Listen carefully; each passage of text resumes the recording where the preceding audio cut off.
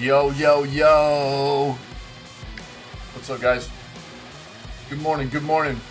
Yo, Happy, what's up, Jelly Duck? What's going on, Gamer? Getting the coffee. Cool. What's up, guys? Yeah, dude, a lot of those clips are from, or all those clips actually are from year one of the stream. The stream's evolved quite a bit, even like the background stuff, yeah. Excuse me. These the pictures behind me are actually puzzles. These are puzzles that me and my family did together, and then we puzzle glued them and framed them.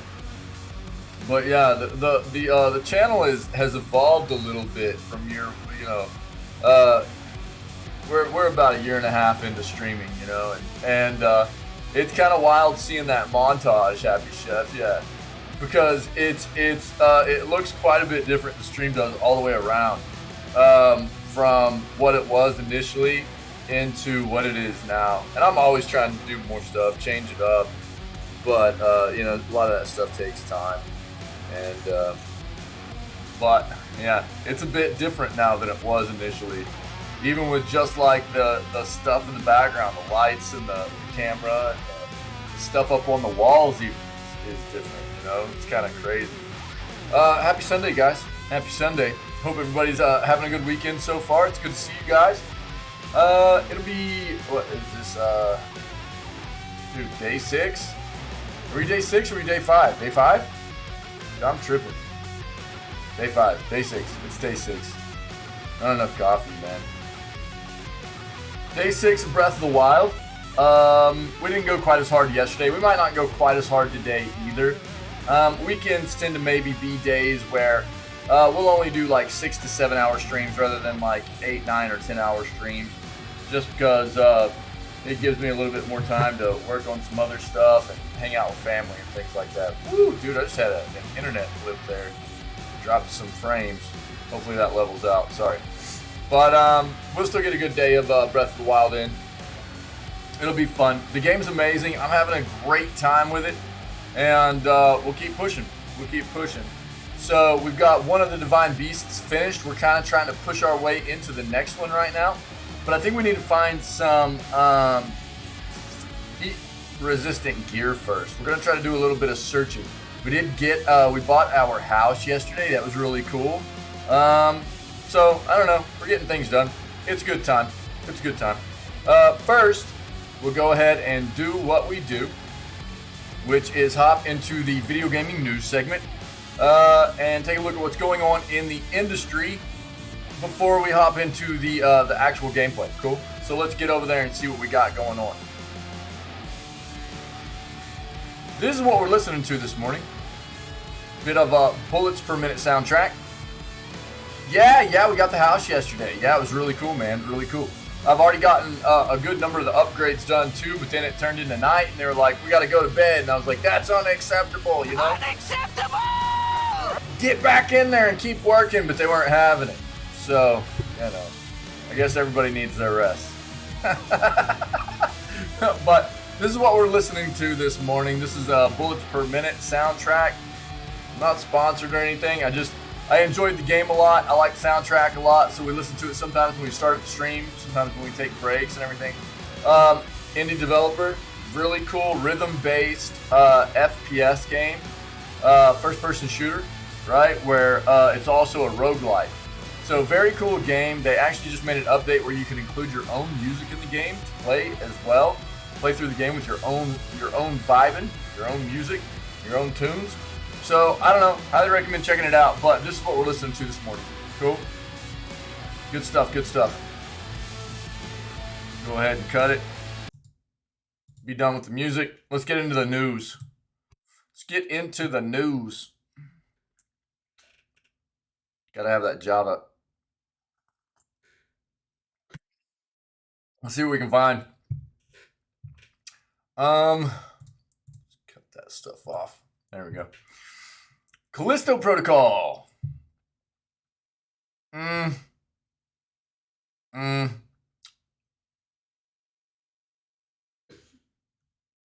Everybody's going to have their own opinion, right? Everybody's going to have their own opinion. I'm not going to dive into this article. What I'm going to say is so far, everything I've heard about the game is that it really isn't anything even close to what Dead Space 1 and 2 were. It's something more along the lines of like what you would experience in Dead Space 3, which is more just action, a few jump scares, maybe. It's not really all that scary. But everybody's going to feel a bit different about that. Everybody has their own kind of experiences with their games, and so I will say that right now the game is doing a bit better than it was on release, but it's still not doing very well at all. It's up here, right? Where is it at? Oh, they don't even have it up anymore. What? Oh, dude.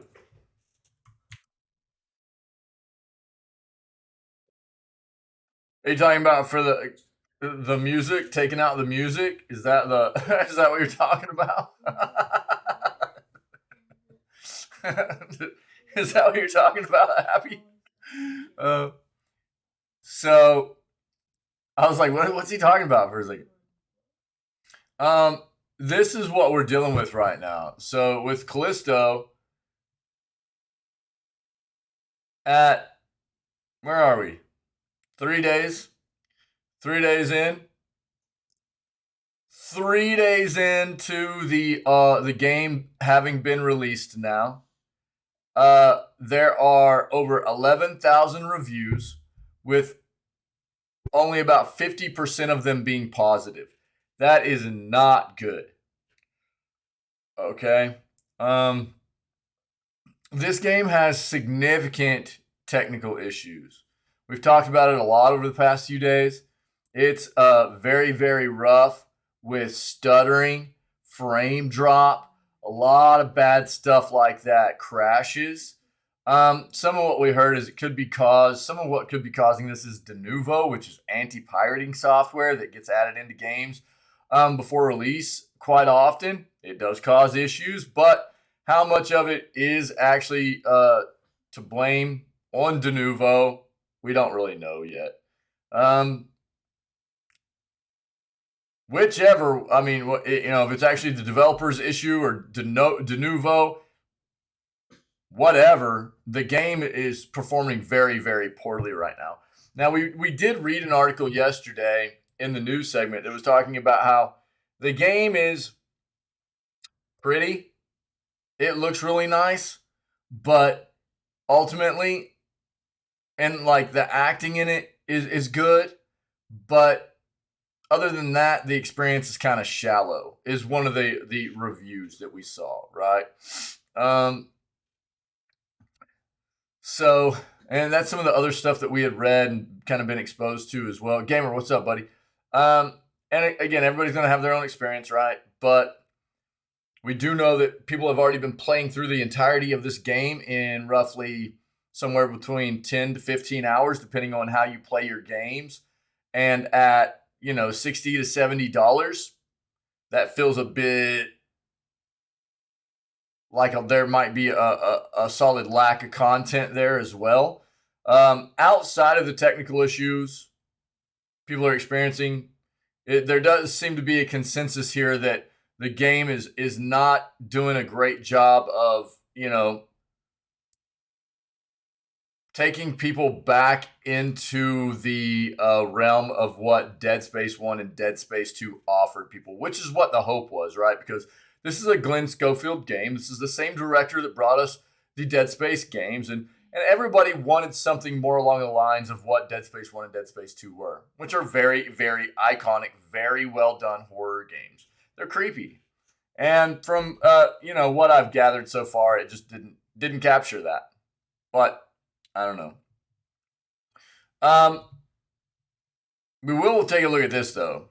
Glitching could get you in trouble. We'll see what that's about. Yo, how did work go yesterday, gamer? You getting to just chill today, buddy? You getting to just chill out, right?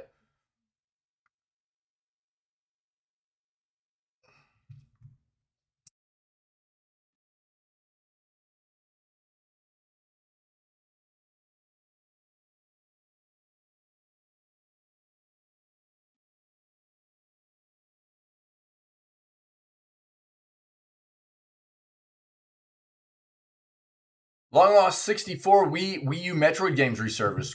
Take a quick peek at that. Metroid games are dope.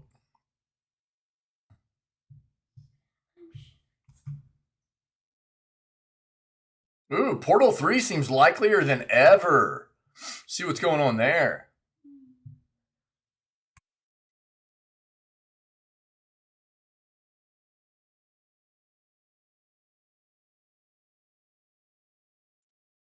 New Assassin's Creed report has both good and bad news. Take a look at what's going on there. Yeah, see if that's anything new. Work is always just work, nothing special. Cool, man. Yeah.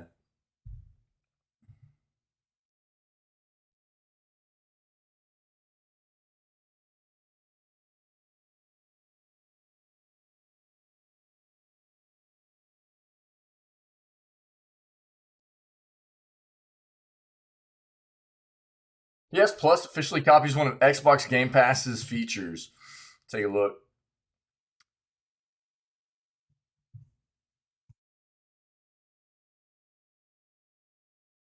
Elder Scrolls 6 opening tease? What? Okay, see what's going on there.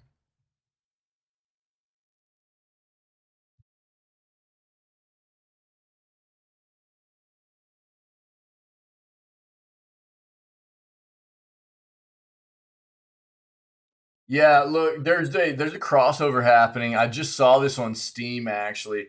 There's a crossover for Lost Ark where they've got a bunch of Witcher stuff happening. So if you play Lost Ark, which we used to play a good amount of Lost Ark when it first came out at the beginning of the year, there's a bunch of Witcher stuff coming up in that game. We'll take a look at it.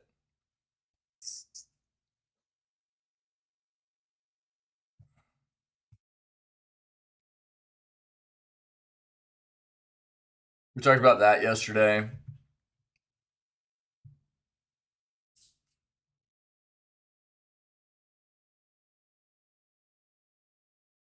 All right, Dragon Ball Super card game digital version revealed. So, as with many of the card games that have come out over the years, it looks like Dragon Ball is also going to be getting a digital version of their card game, a digital TCG, right? So, I mean, whether you're talking about like Gwent or Magic the Gathering, which was one of the first big ones to get into the digital card game space, but Pokemon, you name it, Marvel, they all do it, right? But Dragon Ball's getting into the mix now too. Okay, we'll go ahead and pull it up and see when it's going to be releasing and stuff.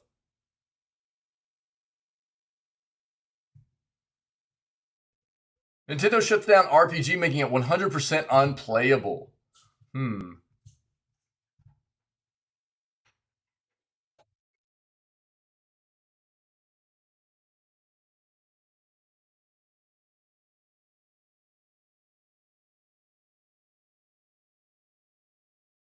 Long lost Xbox One game finally releasing soon.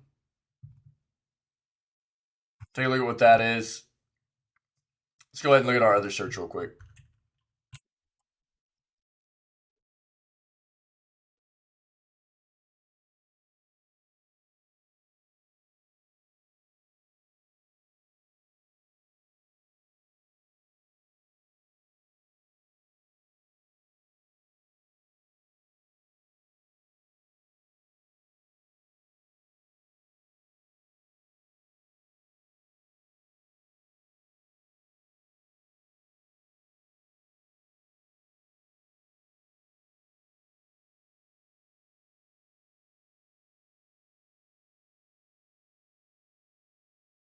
All right.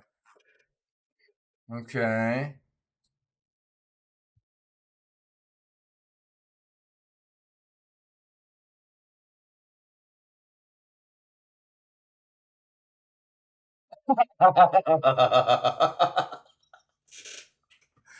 Dude, happy. I'm sorry, man.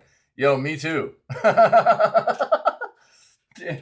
The reason I was saying that was because like I had brought it up previously, but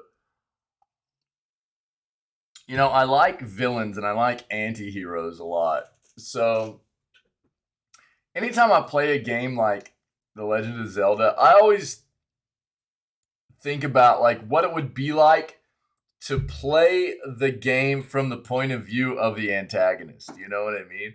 So it's occasionally, I can't help but like talk about theoretically like what it would be, like what that would be like, and just kind of fantasize about it a little bit. So that's how that kind of came about, dude.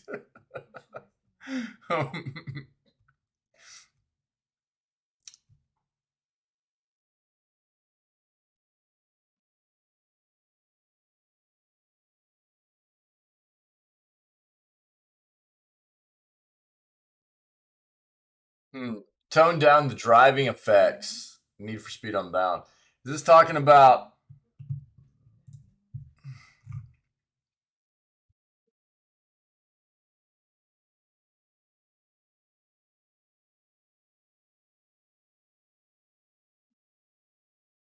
Let's look at that real quick, because that's one of the things that was kind of weird to me about that game.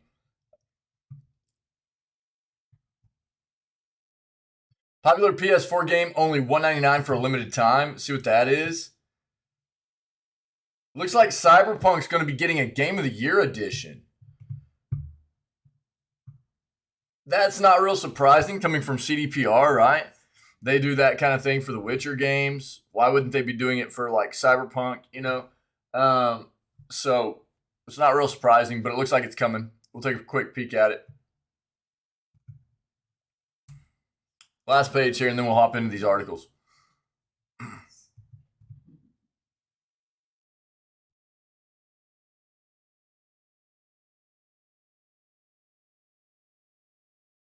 Ooh.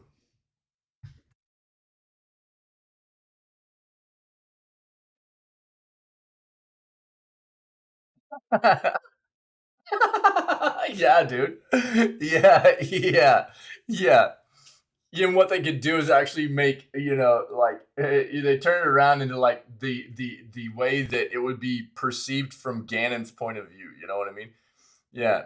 And Ganon's like this, uh, you know, like when Ganon looks at Link looks like super creepy, almost like Gollum-esque. You know what I mean? With um, like like a crazy, like I don't know, almost nightmarish elf kind of face. You know what I mean? like fangs and like that's the way they should do it, dude.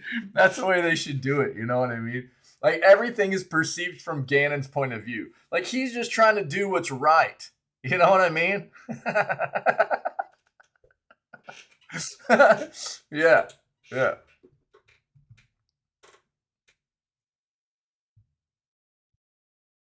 So Hot Wheels Unleashed removed from the December Game Pass, I think. Let's take a quick peek at that too.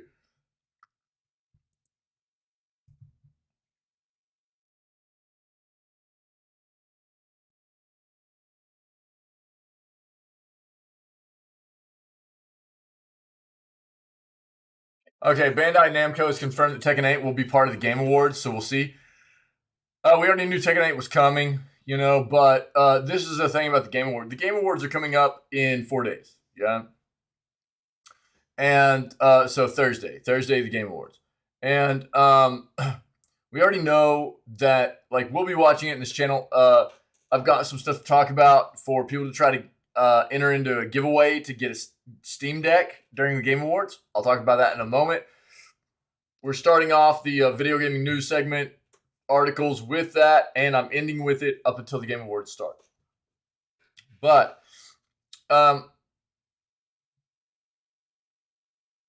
if you're not aware, I mean, the things that you can kind of anticipate outside of obviously what you're going to get in the Game Awards is games getting awards. Outside of that, we're going to be getting info on games we're not aware of yet. There will be some announcements. There will be info on particulars in regards to release dates that for games that we know are in development but that hadn't really given us specific release dates yet. We'll get that kind of thing. And we'll just get some further information and look at a number of games that we know are coming, but we haven't seen a whole lot of yet. So we'll get a little bit of all that stuff in the mix of also games being awarded their specific reward, or their awards. Excuse me, not rewards, but their awards. Whenever the award show happens this Thursday. Okay. So, knowing that, Tekken 8's going to be in that, cool. There's going to be a lot of stuff. All right.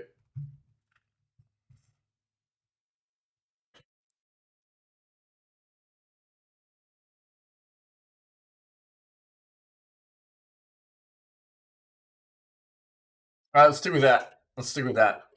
So, let's start this off with the Steam Deck giveaway stuff. Okay.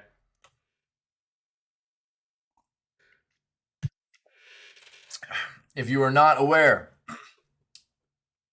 again, the Game Awards are happening on Thursday, right? And we will be watching them live in this channel. They start right around the time we would normally end. So we'll have a long stream day next Thursday. It'll be long. Because normally we're ending the stream in this channel around 2 to 3 p.m. our time, CST. But the Game Awards start at 3 p.m. CST. So we're just going to do our normal stream day. We'll start off with the news on Thursday. We'll play Zelda. Yep, we'll play Breath of the Wild all the way up until that point. And then we'll hang out and we'll watch the Game Awards, however long that lasts, okay? Now, here's the thing. Steam is giving away their Steam Deck. They're giving one away every single minute. Every single minute during the Game Awards, they are giving away a Steam Deck. Now, you have to register for these giveaways ahead of time. There are some requirements here. So you have to meet these prerequisites for your account, okay? You have to be a citizen of the US, Canada, UK, or the EU. You have to have made a purchase on your Steam account between November 14th of last year and November 14th of this year, okay? Your account must be in good standing, and you cannot have a limited account, meaning that your account, regardless of when you started your account has had to have had $5 spent on it at some point for it to no longer be limited. That's what keeps people's account in a limited status. So it can be $5 just put into your Steam wallet. It can be $5 plus spent on a game or whatever else on the platform. But that's what takes your account out of limited status. I know a lot of people will probably go, well, that kind of sucks. Yeah. But that's the deal, okay? If you meet all these requirements, right, then you can actually go to this link right here and register to be in the running to win one of these handheld Steam Decks for PC gaming. Okay. Now, the last requirement is that you actually have to watch the the gaming awards at this link here, which is steam.tv. Okay. And as long as your account meets all these requirements, you've registered, and you're watching the awards at this site, you are eligible to win one of these devices when they're giving away every single minute during the Game Awards, okay? If you're not familiar with what this device is, it is just Valve's hardware that came out this year. It is a mobile, obviously you can see it. It is a mobile device particularly aimed at PC gaming. It is, from everything I have been able to find out about it, a very, very nice piece of hardware for gaming. Especially for a mobile device, it is pretty good hardware. You can play some pretty intense games on this piece of hardware, and Most people that are PC gamers are aware of it, but console players might not really be. And this could be a really nice segue for some people to work their way into more of a PC gaming space, because it's got a bit more of a console vibe to it while still giving you the PC gaming aspect, you know? So I don't know. The thing is, it's free gaming stuff, right? And that's what I try to advocate that stuff and promote that stuff to the community as much as I can. So if you meet these requirements, go register. This is what I'll say. We're going to be watching the awards in this channel together as a community, okay? What I am planning on doing is registering, and I'm just going to open the awards, the game awards, at this site in like another tab or on my phone or something like that, and just mute it out. That way, whenever we're watching the awards here in the channel together, I'll still be in the running, but we'll be, you know, vibing out together watching the awards here in the channel. Cool. So that's something you can do too. If you still wanted to hang out in here, watch the awards with us in this community, you can do that. Just have the awards open, and you still wanted to be in the running for winning one of the Steam Decks, just have the awards up on another tab, or, you know, whatever, another device, what have you, at this this link too. Cool. That's absolutely a possibility. So there you go. Popular PS4 game, only $2 for limited time. What are we talking about here?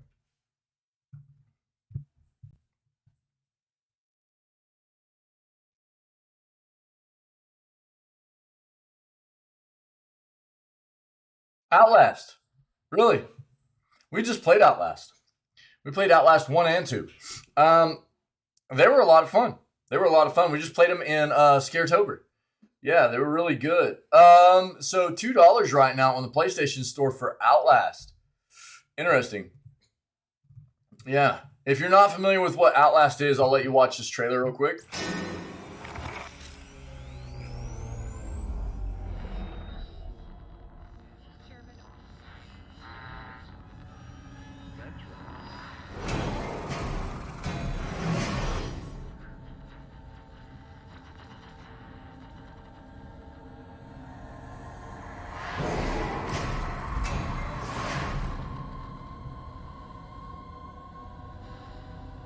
Yeah.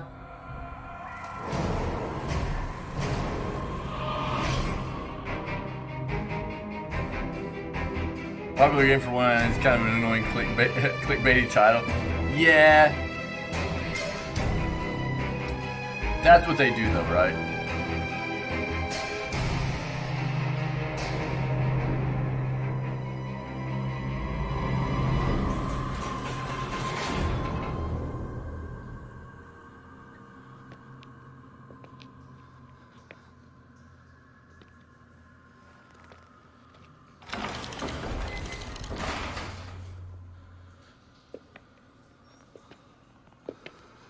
That's why sometimes if I'm not sure what they're talking about, I'll pull up the article first and then take a quick peek at what they're talking about. And if it's not something that is pertinent to us, I'll just close the article and we'll move on to something else, or we won't even address it.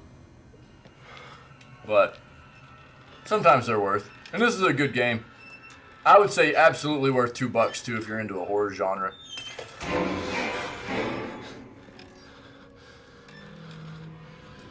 But the DLC is very good too, and I don't know if this will come with the DLC. I doubt it. Highly recommend playing the DLC, the Whistleblower DLC with this game. It's really, really good.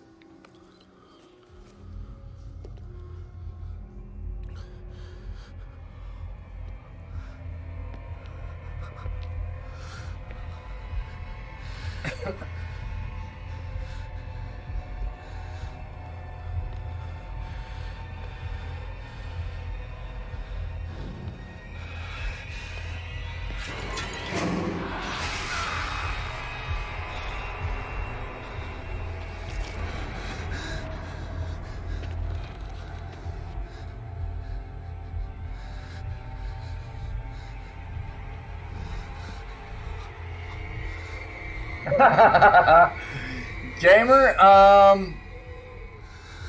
think the more you play them, the less they bother you.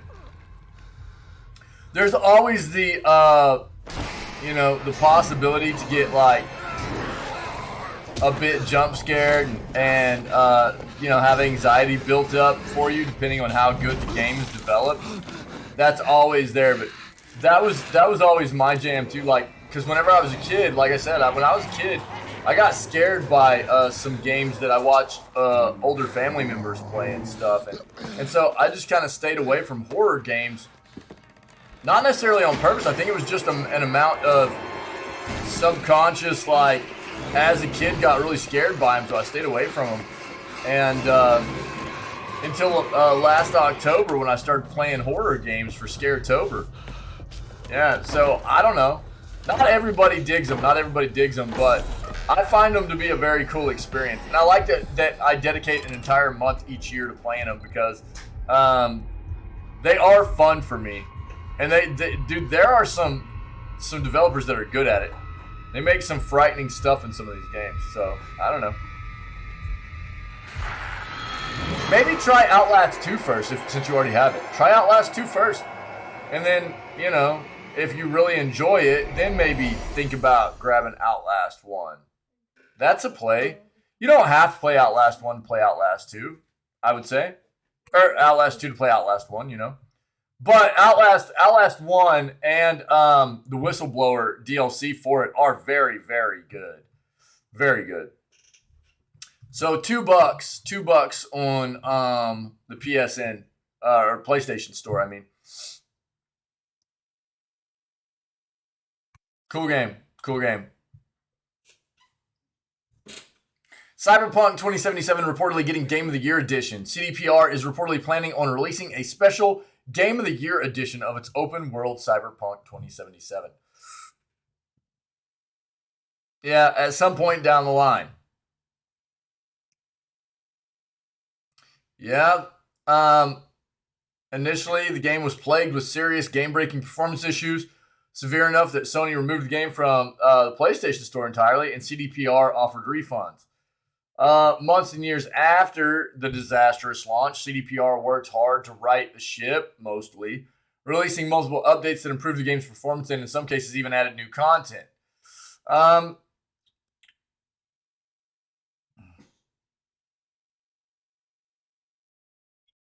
Many now hailing it as yet another great game from the Polish game studio. Yeah. I'm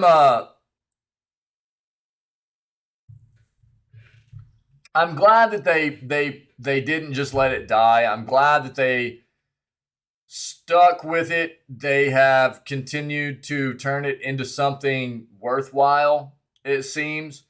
But there's still some stuff that has happened that is a bit concerning, from my point of view in regards to like CDPR with the fact that the big new expansion coming out is only going to be on new gen consoles. When this game initially came out, it came out on old and new gen consoles, and now they're like, oh well, we're making this expansion, but you're only going to be able to play the expansion if you're on a new gen console or PC. And not only that, but they came out with a quote alongside that information that was like, now people will be able to fully experience what Cyberpunk was always supposed to be.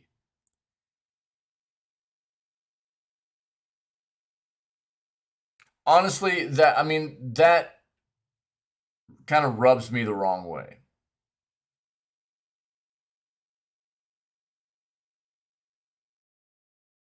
Why are you releasing a game anything other than, in any kind of state than what it was, supposed to be experienced as its vision in the first place? Obviously, games are nowadays always having additional content added to them and stuff, but you're going to come out with a quote like that,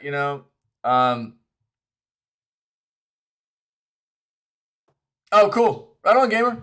Solid, dude. Yeah, I hope you enjoy it, man. I hope you enjoy it. Yeah. So, Again, I'm glad they turned the game around. I'm glad people are having a better experience with it than they did on launch. It should have never released the way it released. No game should ever release that way. Callisto Protocol, the most recent example of that, right? But I'm glad they stuck with it. They've turned it into something a little bit better. Jelly Deck, what's up, my friend? But there's still some stuff that has come out from CDPR in regards to Cyberpunk that I'm just not a big fan of, you know. So now it seems that CDPR may even be gearing up to release a Game of the Year edition for Cyberpunk.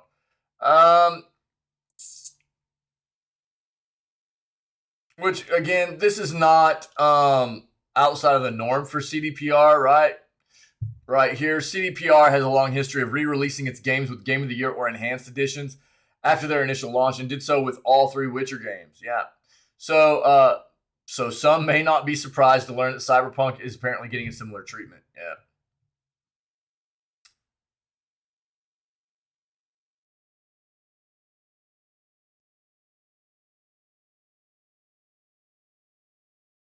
Yeah. Well, I think that's the biggest thing to take away there is at some point in the future, there's going to be like a Game of the Year edition, if that's what they're going to call it, for Cyberpunk. And you know, that's obviously not, like I said, it's not a surprise coming from CDPR because that's what they do with their games, right?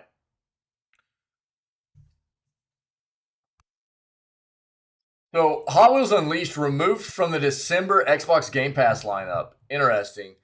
Microsoft recently announced an incredible lineup of games from the Xbox Game Pass for December. Among the many games on the list, Hot Wheels Unleashed Game of the Year Edition was one of those that definitely caught the attention of expecting subscribers of the video game service. Wasn't this just on PS Plus, by the way, like last month? The 2021 racing game was previously scheduled to become available on the Xbox Game Pass in mid-December. However, it appears that this will no longer be the case as Microsoft has updated the lineup with Hot Wheels Unleashed nowhere to be found. Interesting. No reason was shared for this change. However, this isn't the first time that something of this nature has taken place. Can be recalled that the beat-em-up party game Gang Beats was initially scheduled to be available on Game Pass in December 2020, but only made it into the service half a year later. Yeah, it doesn't mean it won't come later on, but it's just not happening in December.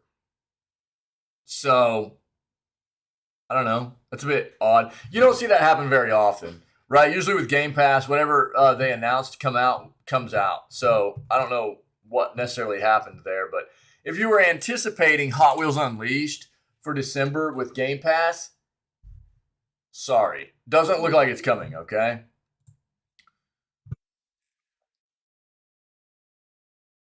So, this is one of the things that I was talking about with Need for Speed Unbound. Need for Speed Unbound just released. The game looks very good.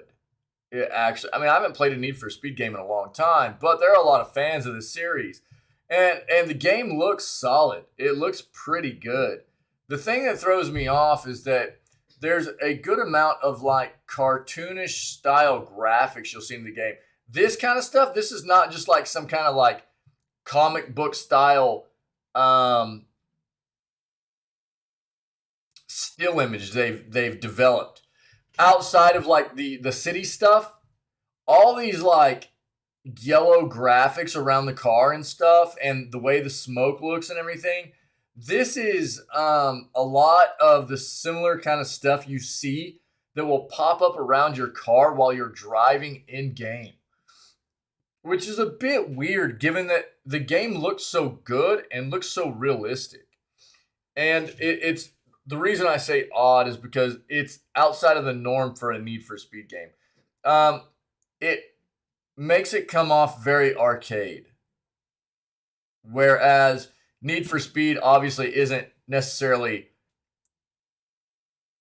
realistic in the terms of something you would be able to do in real life, you know, outrunning cops and stuff like that, you know what I mean? But it is a very realistic looking game, and it's a bit of a weird incorporation they haven't really done before. And some of it is okay. I think you know, they're trying to maybe incorporate some stuff to appeal to a younger audience here, and some of it's all right. but there's some stuff that's a bit too far-fetched for me. Like, if the car jumps, makes a jump, or you hit nitrous in the car or whatever, you get these real cartoony comic book like style wings that'll like shoot out from the car and stuff. And it's like, where is this coming from when the rest of the game looks so realistic and very, very well done graphics wise? It's just, it doesn't seem like these art styles mesh very well to me. But I don't know. I need to get a bit more input from people that actually play Need for Speed games on the constant and see how they feel about these new incorporations. And I'll watch the video. But this article specifically is talking about how you might be able to tone down the driving effects, which I think they're talking about the stuff that comes off the cars while you're playing. So Need for Speed Unbound has a very unique art style and graphical upgrade to it that has made it one of the most anticipated games of the year. This is also because of the fact the game has pinpointed the exact amount of mixture needed for a game to look both visually good and complement the funky and wacky environment designs. Let's just go ahead and watch it. Take a look at this. I'm going to leave the sound off because they usually, Need for Speed has music that it'll end up getting DMCA'd and stuff like that.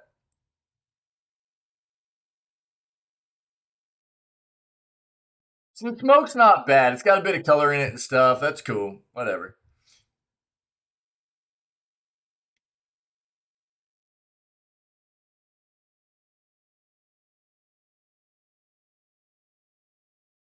Like, see that stuff?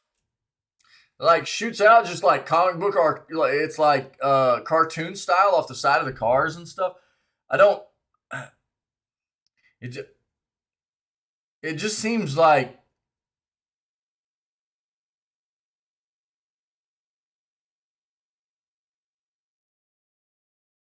to me, it doesn't mesh with how good the rest of the game looks in a realistic setting.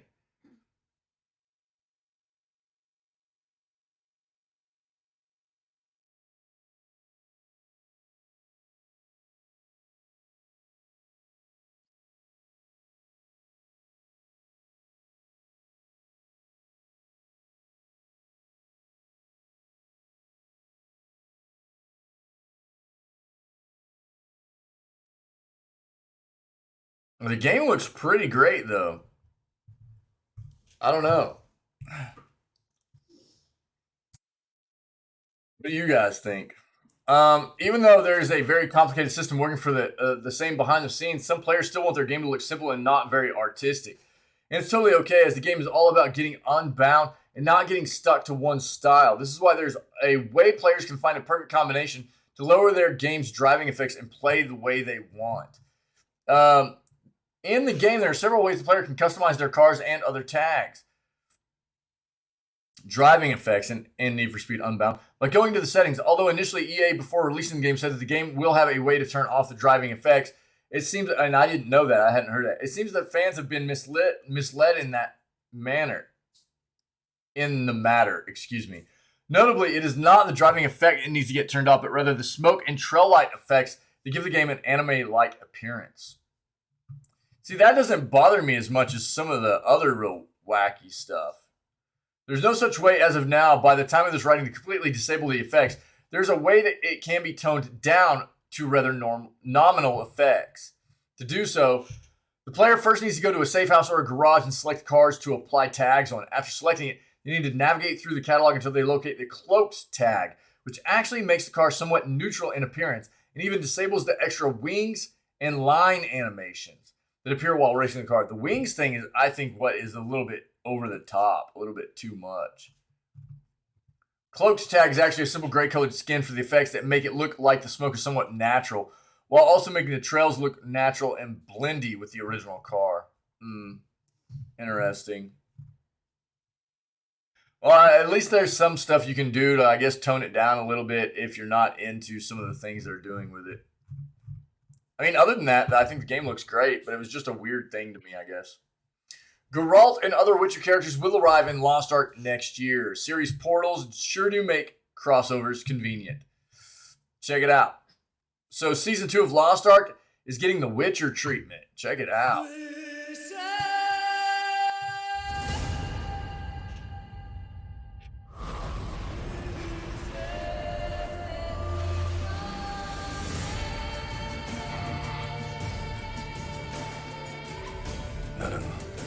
리디아의 게롤트, 위쳐다.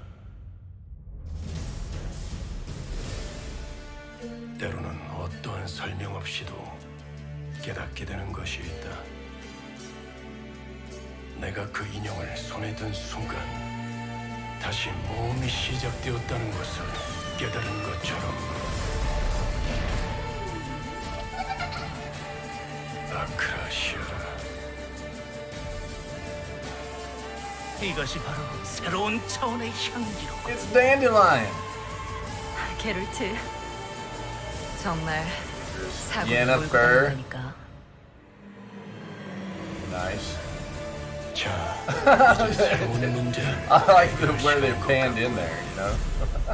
나는 위쳐니까.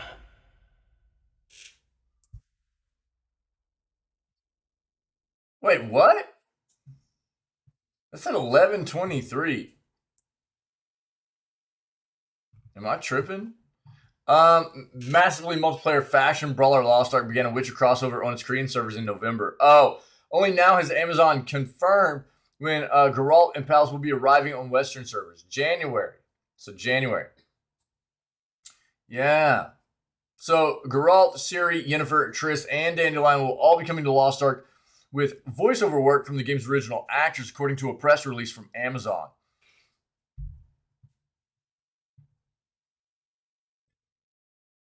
They will also be adding an island called White Wolf's Haven, which is apparently a setting for merriment and festivals until a mysterious vortex suddenly appears, pausing the celebrations. As players investigate the source of the unexplained phenomenon, they encounter a visitor from a different time and place. Geralt of Rivia, the famed Witcher, starting a chain of events which the player will face the mystery of this interdimensional vortex. Cool.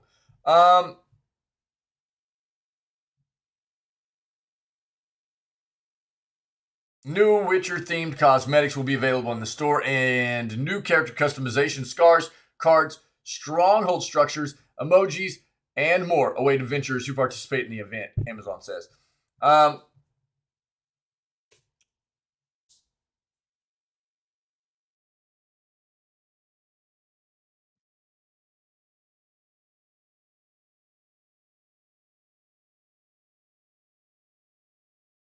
Okay.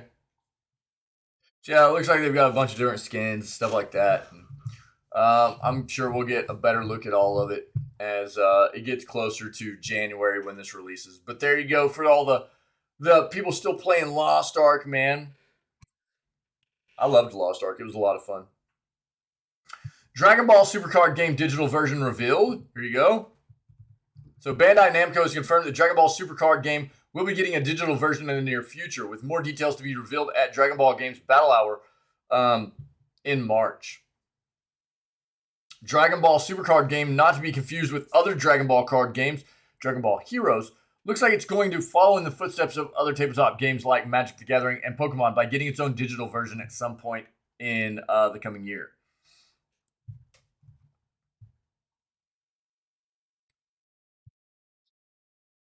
This is the announcement. I don't think it's going to show too much here, but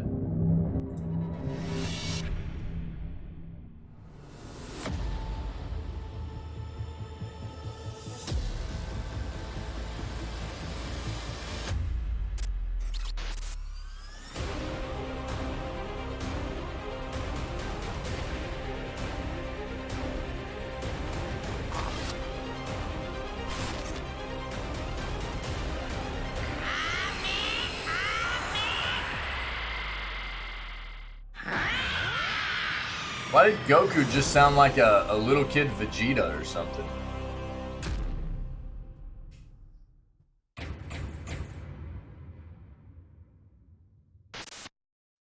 Weird. Anyways, title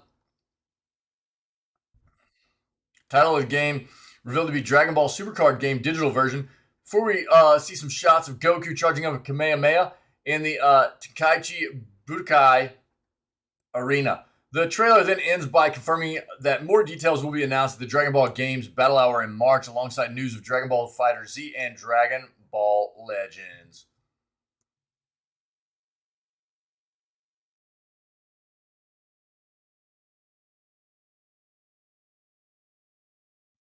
Yeah, we'll have to wait and see what all it's going to entail, okay? But it's coming for all you TCG lovers. Nintendo shuts down RPG, making it 100% unplayable. Nintendo has shut down the services of one of its RPGs, making it 100% unplayable. Typically, when Nintendo publishes a game for the Switch and Switch only.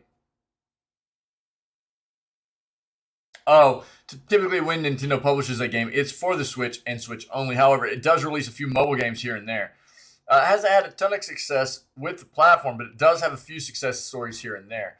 The game is obviously not one of these examples, though. If you're wondering why Dragalia Lost is no longer playable, it's because the game has been shut down completely. Back in August, Nintendo relayed word that it was shutting down the game on November 30th after previously delaying its shutdown. Fast forward, and now that date has come and passed, and just like it said it would, it has shut down the game services, making it completely unplayable in the process.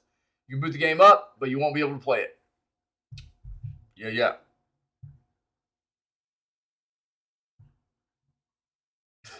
Xavier, what's up, dude? Wait, do what?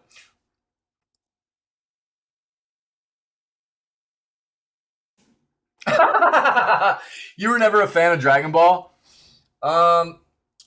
My time in Dragon Ball was like Dragon Ball Z. Dragon Ball Z, and I've enjoyed some of the games. Some of the games I've dabbled in, and they've been cool. But Dragon Ball Z is where like I really got into Dragon Ball. I really enjoyed the anime, the Dragon Ball Z anime, but I didn't really stick with it anything past that. And so I respect it. Hate it with a passion, really?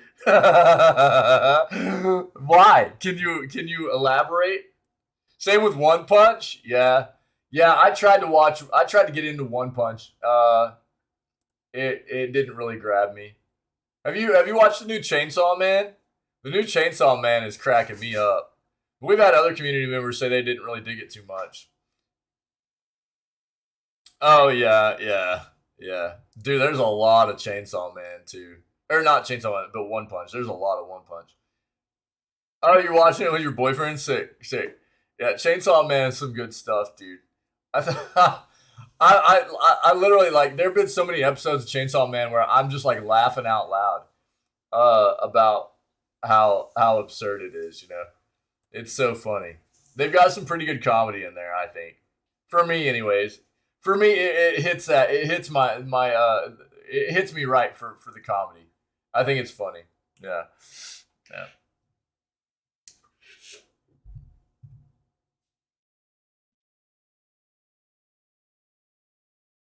So why it's been shut down, we don't know. Nintendo doesn't say, but it was presumably was costing more to keep it running than it was bringing in. Initially released in September of 2018 by Cygames, the game garnered mixed reviews and grossed roughly $100 million in its first year. Over time, despite crossovers like Mega Man, Persona, Monster Hunter, and Fire Emblem, it lost steam, which leads us to today with it forever lost to history.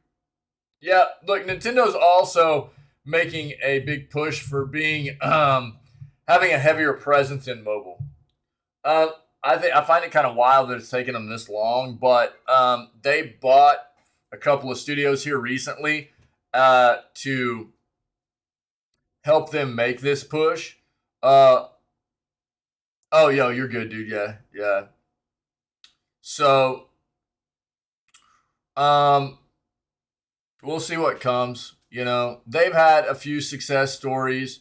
They've had some games mobile that haven't done great, but they don't have a huge presence on the mobile gaming front right now. But they are looking to get bigger there, and we'll see what happens. Long lost Xbox One game finally releasing soon.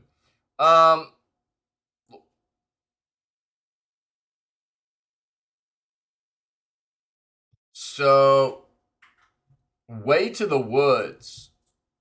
Apparently, this game was announced at E3 in 2019. Scheduled to release in 2020. It didn't happen. But is apparently supposed to happen next year. First quarter of next year. We'll see. Being developed by solo developer Anthony Tan. Way in the Woods has been a long time coming, but it's coming to PC and console finally in the next few months. What consoles specifically aren't specified, but Xbox consoles seem like a safe bet. A deer and a fawn.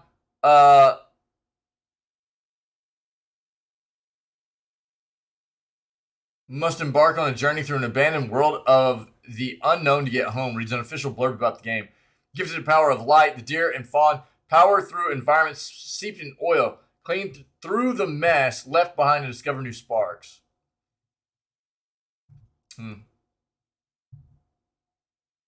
Let's see what this is.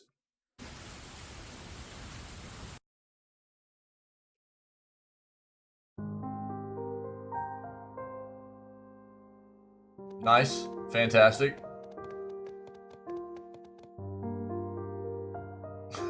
Xavier. Rip.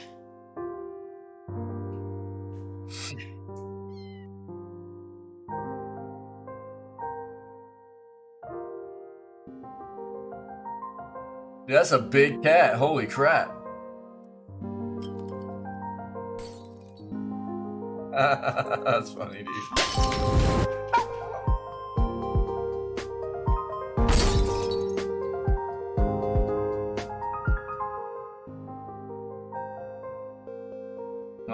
Way to the woods.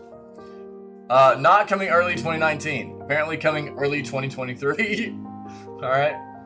For more Xbox coverage, including all the latest on Xbox One, all of the latest on Xbox Series X and S, and all the latest on Xbox Game Pass, click here. Cool. All right. The Callisto Protocol warns glitching could get you in trouble. Oh, nice. Nice. There you go. You might get in trouble for doing glitches and exploits in the Callisto Protocol. The Callisto Protocol is one of the last big releases for 2022 and one of the most anticipated, even though it's let most people down. While it appeared like it was on track to be a slam dunk with its creepy sci-fi horror atmosphere, immense amounts of gore, and unique premise, it doesn't seem to be an instant hit. You don't say. Upon launch, the Callisto Protocol began dividing players and critics alike, with many critiquing the gameplay, the story, and the game's major performance issues on PC.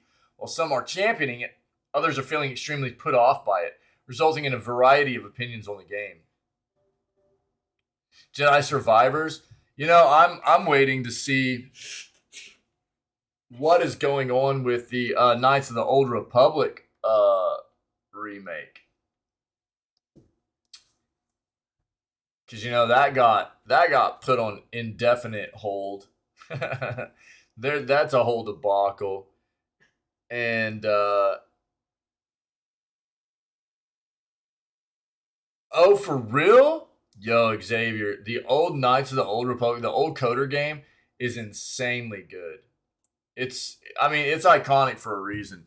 I played the crap out of that game back in the day on release, and I have it in my Steam. I've never played it on Steam. I haven't played it since way back in the day, but didn't have a PC then. Dude, I think I played it on console back then. It wasn't just a PC release, I don't think. Was it?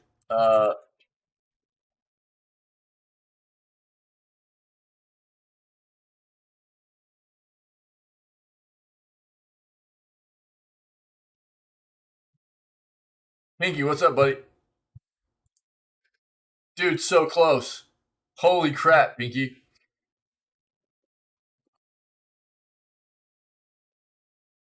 I got it. I got it. Let's go. Let's go. Yo. Yo. Let me see here.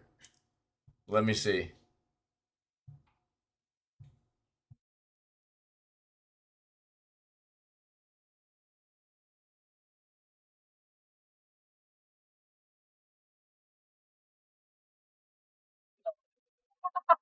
Wick, what's up, dude? I thought you were mad at me, man.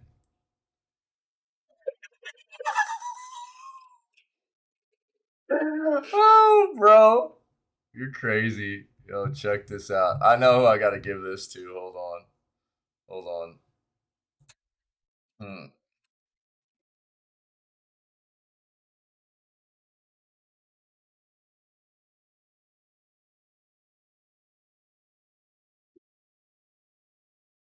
I don't know, man. I don't know. I sent you a message last night on Discord. Just got ignored, you know? I was like, oh, Wick's mad at me, dude.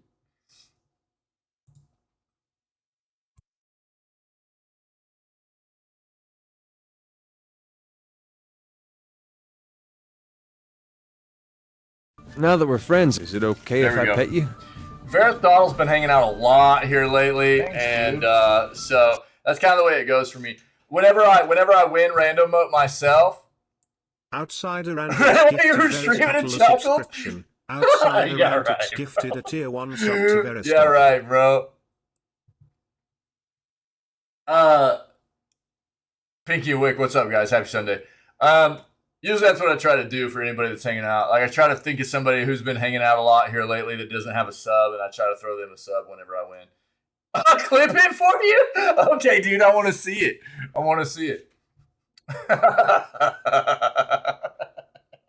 That's funny, man.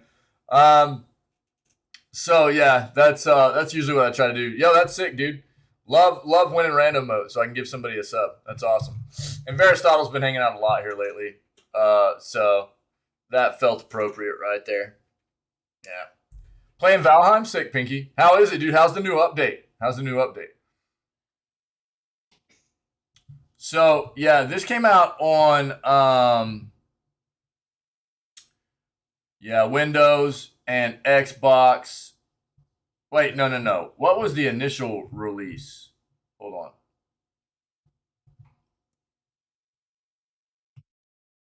What all platforms did this release on? Shit.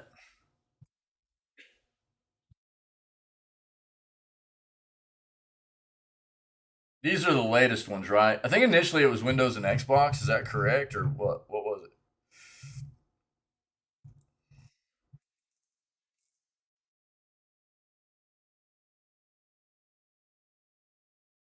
Yeah, Xbox. Yeah. Yeah, and PC. Yeah. But yeah, even if it was on console, I didn't have a console. Never liked controller. TCG selector game, fighting games like Mortal Kombat, Demon Slayer. Okay, yeah, I respect that. Yeah, I mean, I'm the same way, dude. I mean, I've played a lot of console over the years, but I've always also been a PC player, and especially nowadays, dude. If I can play anything with mouse and keyboard, I do. Every once in a while, I'll chill out and I'll relax and play a game on controller, but I'm not a big fan of controllers. So Xavier, dude, me and you are very, very similar when it comes to that. I'm not a big fan of controller. I very much would rather hang out and play games on mouse and keyboard, man. And I'm traditionally, dude, I've grown up playing through the entirety of my life as a gamer. I've played PC and console games, and I've just always gravitated more towards keyboard and mouse, man. Pass me a smoothie? Wait, what? Yo, watching Pinky play Valheim through a hole in the wall, not on Twitch. Yo, watch out. That hole, dude. Watch out for that hole. I just prefer controller for selecting games. Yeah. Well, that's like I even played Elden Ring with keyboard and mouse, and everybody was like, "You should be using controller." But I played through that entire game with keyboard and mouse. You know. Yeah, hotkeys are weird. You're right. Yeah, there are definitely games that are better off for controllers, no doubt about it. Yeah. I'm just more comfortable with mouse and keyboard for sure. Yeah, that's so sick that I won random mode. I love it, dude. I love it. That's awesome. Cool. All right. It's good to see everybody. Let's keep pushing here. Yeah, so the Callisto Protocol stuff. Sorry, I got sidetracked. Dude. Then it's cool. Lots of stuff added to the update. Cool, man. Cool. Yeah. And that's like the entire new area that didn't really have anything in it yet, right? So that whole thing, there's got to be like a new boss and everything too, probably, right, Pinky? Yeah. Yo, you're good, Xavier. Yeah.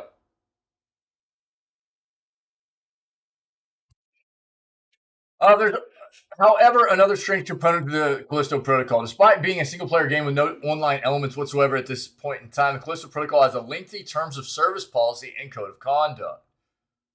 So far, it's mostly dying. Dude, however many times you've died so far, I would probably have already doubled that, dude. So I can only imagine.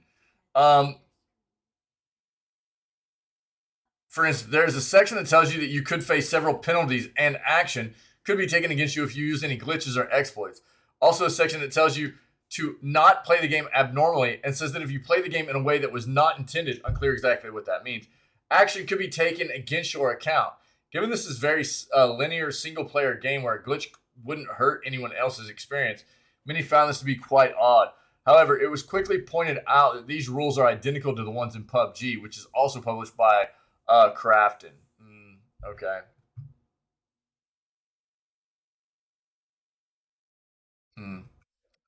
Yo, what about us giving developers terms of service that say, hey, if we buy this game on release and it doesn't meet the expectations of being fairly polished, having very few bugs, not crashing, then you have to pay us to play it. You refund us the money we paid you, and you also have to pay us to play the game. Where are our terms of service? You know?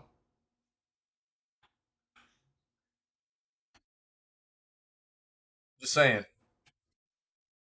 Get wrecked, Crafton, with your Callisto Protocol crap game. I haven't played it yet, but I don't feel like I need to.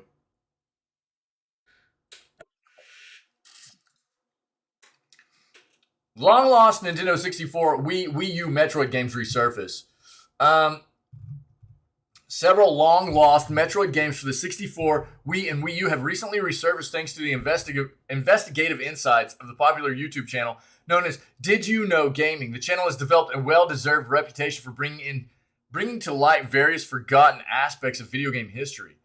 New video. The official account on Twitter for Did You Know Gaming posted, "We got the scoop on some lost games, so join us as we take a look at these Metroid games on the Wii U, and the Nintendo 64. The social media account went on to say that hundreds of hours of research went into this video, including sifting through hundreds of old video game magazines and hunting down developers for interviews. In this video, Did You Know Gaming takes a look at some lost and rumored Metroid titles, including the ever-elusive Metroid 64 for the Nintendo 64, Metroid Tactics for the Nintendo Wii, and a Wii U game that may surprise Metroid fans. The official description for the video in question reads, without getting into any spoilers for the video, Did You Know Gaming dives into the details of the popular franchise, revealing all sorts of interesting information, most of which is not widely known or broadly recognized. This comes in the wake of news that Metroid Dread has been marked down to some of the lowest prices yet for Black Friday this year. The game was released on October 8th, 2021 to widespread critical acclaim, gathering several awards and even a couple of nominations for Game of the Year. How long is this? Oh, that's 28 minutes, dude. This is a very long video. We're not going to watch this right now. But if you want to take a look, it might be worth a peek, especially for Metroid fans. So it's there in chat if you want to take a look at it. If it wasn't too long, we probably would have watched it. But that's like 30 minutes, man. Portal 3 seems likelier than ever following new development. Portal 3 may actually be a real possibility now following a new development. As you likely know, Valve pretty much avoids the number 3 like the plague. It's a big gag following the fact Half-Life 3 never came to be, despite many reported attempts. And while it seems like it could happen now after the success and ending of Half-Life Alyx, we have no idea if it will ever actually happen. Trend continued with Portal 2, Team Fortress 2, and Left 4 Dead 2 never receiving proper sequels, creating a lot of questions about why Valve is just refusing to make threequels. There are a variety of reasons for this, largely stemming from the fact that these are huge games and follow-ups are probably quite difficult to make. Valve is also structured so that anyone can work on whatever they want, meaning developers have to rally a group together to make a game and ensure they all stay committed to it for years. During an interview with Did You Know Gaming, Portal 2 Eric Walpole revealed that he and co-writer Jay Pinkerton I have a concrete idea for the story of Portal 3. There's no script, and it seems that there's more of a premise rather than a fleshed out idea of the entire story. But they know where the game starts and what it would look like. The two have also pitched it to Valve and received an enthusiastic response, but they still need a team to actually bring the game to life. Given the structure of Valve, that's very hard to do. Wolpaw also noted that it would really only be possible during a time where Valve employees aren't busy on another project, so they didn't have to take manpower away from another game. Whether it ever happens remains to be seen. Sounds like there's enthusiasm for the game within Valve, but making it actually happen would be quite a tall task. And there's going to be great expectation there, right?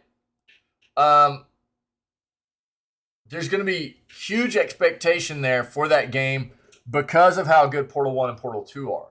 Yeah? Yeah, so speedrunning is dead for Callisto, basically, Pinky. Yeah, sorry, I didn't see that statement, dude. Yeah, based off of unless people, because people won't be able to do glitch runs and stuff, basically. If that's the way that goes with the terms of service and everything for that game, yeah. People will still run it probably because they'll just run it without doing any kind of glitches or things like that, but it won't be as entertaining. That's for sure. But back to Portal 3 here. I know you had that in chat a while ago. Sorry.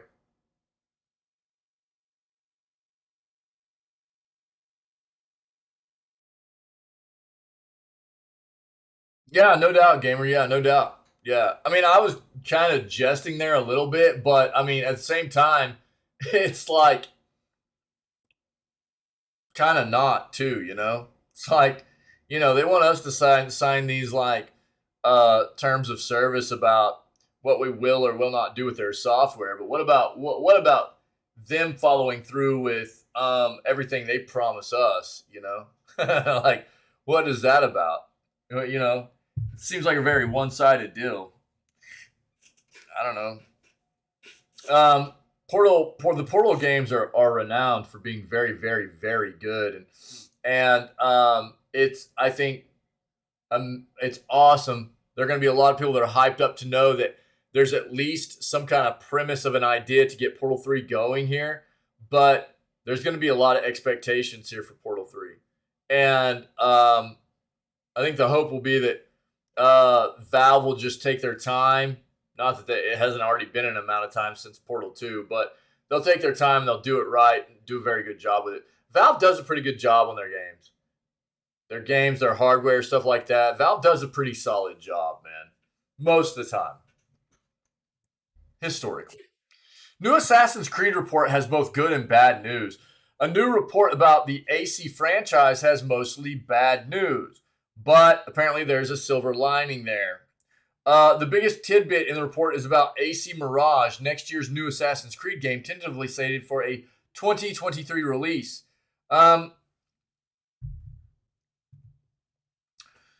According to a report, it was supposed to release earlier next year, but was internally delayed for what is supposedly the second time.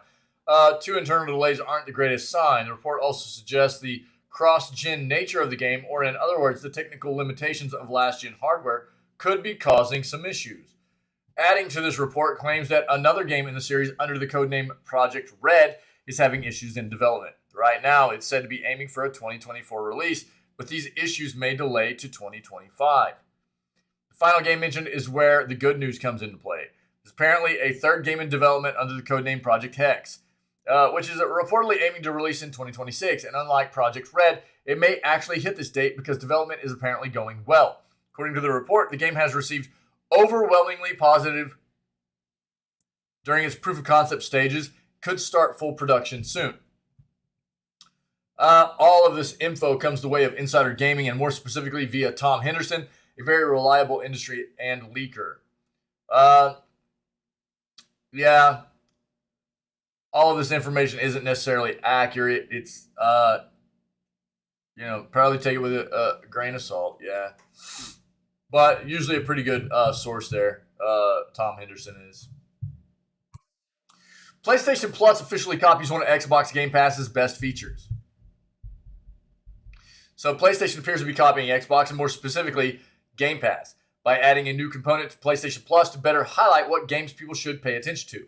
PS Plus subscribers noticed this week that PlayStation subscription service seems to now mark a given game as a day one release if it's coming to PlayStation Plus Essential, PlayStation Plus Extra, or Premium on the same day that it's widely available. Aside from the usefulness of this feature, the fact that it exists also bodes well for PlayStation's future PS Plus plans.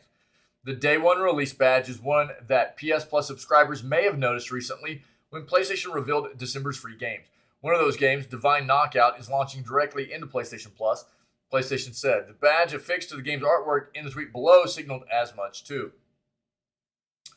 Yeah, if you're someone who's also subscribed to Xbox Game Pass, you'll know that day one releases have been a thing there for a long time now. Game Pass is getting 3 of those types of releases in just the first half of December, for example.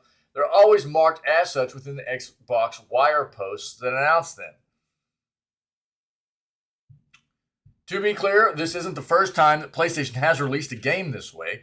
Bugsnax was available right from the start as a PS Plus game before the tiers got all shaken up, for example, and Stray launched as a day one game for subscribers as well. Both of those games fared well upon release and were praised for their own merits, but one would imagine that them being free for subscribers played a part in the spotlight they got. The banner signifying that a game is a day one release didn't exist back then, however. With the official introduction of this day one release badge, it looks like PlayStation is hoping to replicate that success by formalizing the process, which in turn signals that we'll see more day one releases like this in the future. Yeah. Understand this though. This is not changing PlayStation's stance on having their own proprietary PlayStation-only games release on their subscription service day one. They are still not doing that, right? So this is more along the lines of like titles you would find maybe multi-platform, yeah? Well, games that you would find that would be on PlayStation, PC, Xbox, releasing the same day. They're like, oh yeah, we can go ahead and probably put that on our subscription service day one. PlayStation's own proprietary day one releases that is still something they are not committing to doing, which is in complete contrast to what Xbox does. So don't get confused here.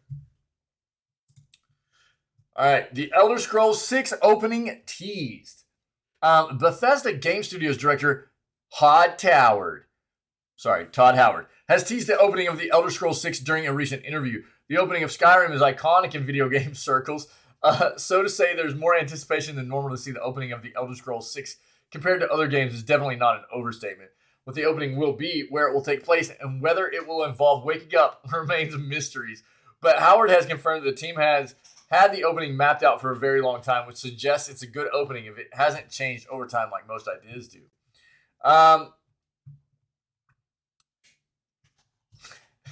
Todd Howard, dude.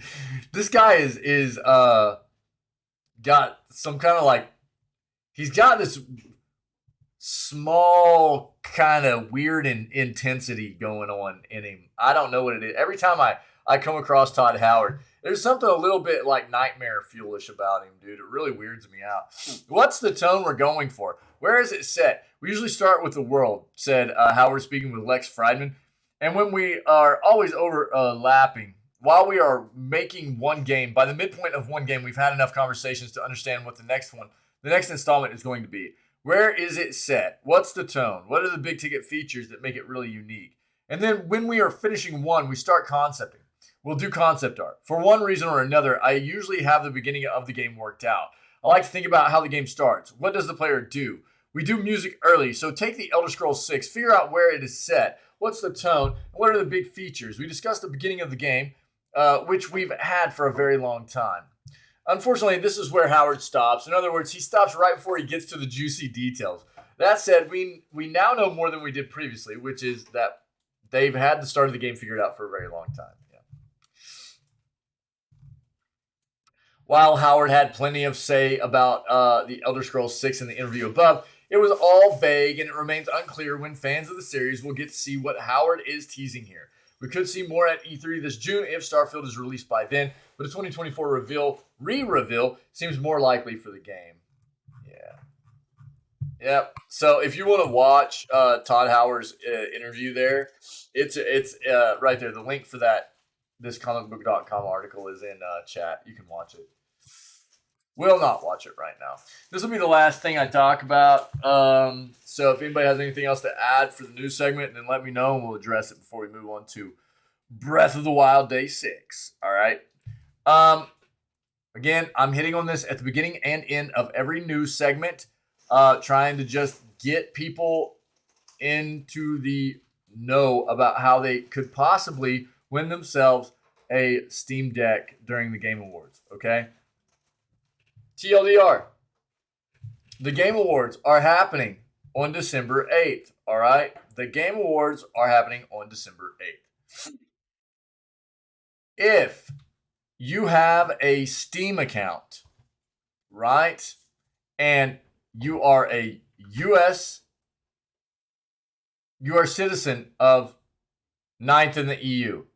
Oh, is that what it was? Dude, I was like, what is Pinky talking about? Because I put that in Discord last night, and I was like, wait. So I was like, what's Pinky talking about, dude? Both are correct. I get it now, dude. I get it. That's what you were talking about.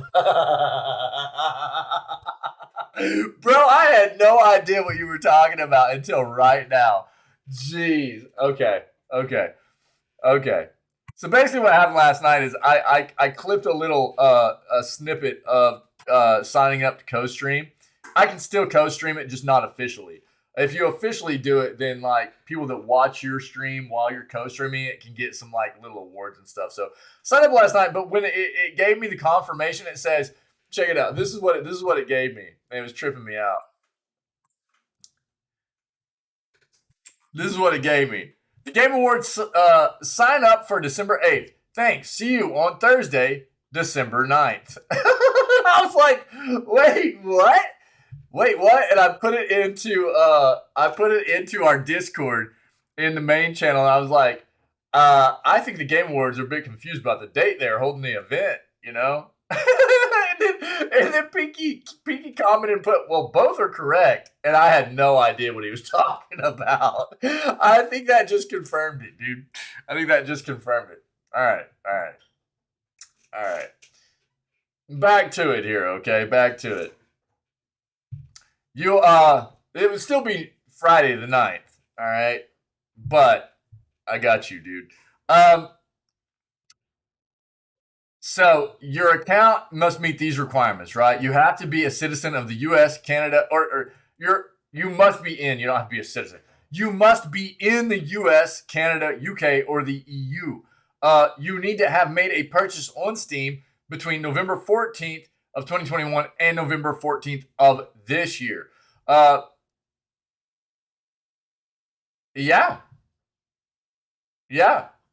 Your account must be in good standing. And you cannot have a limited account. Again, limited account means that if you have not, over the time that you've had a Steam account, if you've never spent $5, whether it be actually buying something or just adding $5 to your account, like your wallet or whatever on the account, then you will have a limited account. If you've ever spent over $5, that gets rid of the limited designation on your account, okay? It was the U.S. only on release, really? Was it? I didn't know that either. Interesting. So if you meet all of these requirements, okay, then you can go to this link in here. I'm going to post this in chat, okay? It's right there in chat. You go to this link and register, okay? Now, the only other thing you'll have to do after registering is that you have to actually watch the Game Awards at this link, which is steam.tv, okay? And they are giving away a Steam Deck every minute during the Game Awards being live. Every single minute, they're giving away a Steam Deck for everybody that registered and met these requirements, okay? Shout out to Pinky, dude, for making me aware of this initially. I really appreciate it, buddy. And I'm going to continue to try to make as many people aware of this in the community as possible. Now, what I'll say is that be aware, we're going to watch the Game Awards in this channel, right? So my plan is to actually, I'm going to register for this as well, try to get myself a Steam Deck. And I will just also have the Game Awards open in like a browser on my phone or another browser on my PC,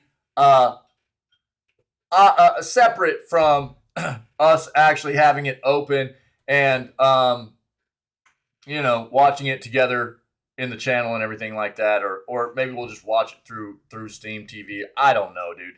But that's always an option for you guys. If you want to hang out in the channel and watch it, then you can hang out in our channel and watch it together, and you can have it open in another tab or on another device or whatever to try to make sure you're still in the running if you wanted to hang out in the community and watch it with us at the same time, okay? That's an option for you if that's what you want to do, all right?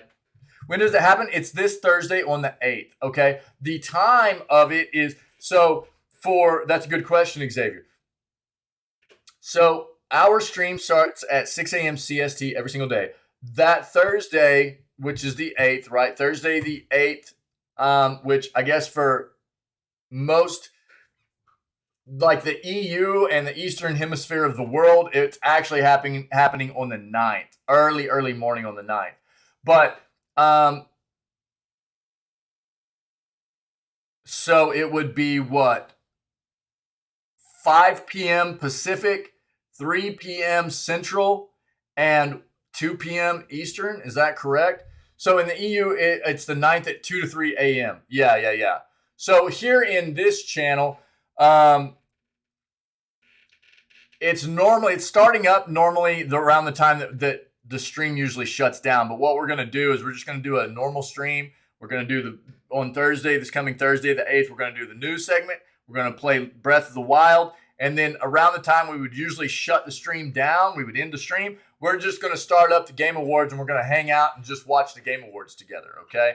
But that is the time it starts. Thanks, Pinky. Yeah. So most of our EU friendos are about 7 hours ahead. So if it starts... Wait, you said 2 to 3? Really?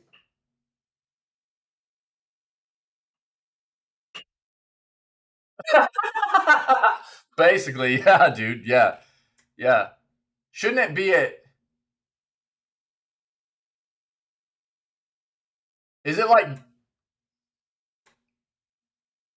think I thought you were 7 hours ahead of me.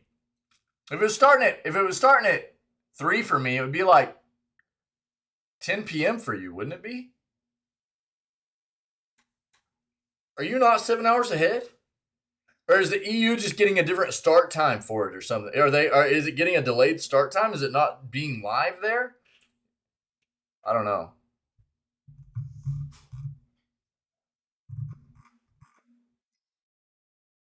Either way, again, I'm gonna put this link in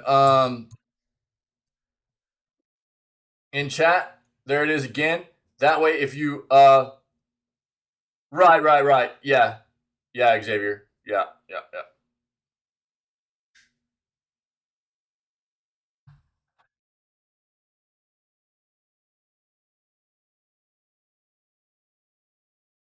Yeah, because I'm CST.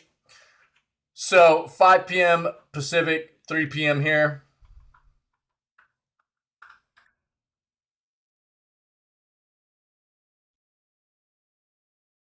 I'm not all that familiar with GMT, but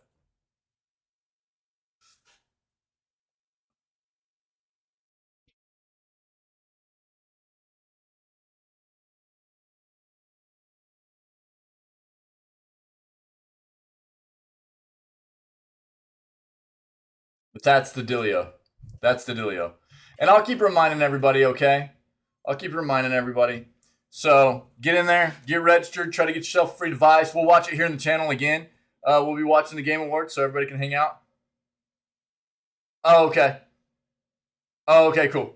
Thanks, Xavier. Thanks, buddy. Again, shout out to Pinky. Appreciate it, man, for making me aware this was happening a number of days ago. And hopefully, dude, I would love to see somebody in the community win one. That'd be amazing. That'd be so cool. So cool. That's it, man. That's the news. That's the news. Heck yeah. Heck yeah. So we will work our way into some Breath of the Wild.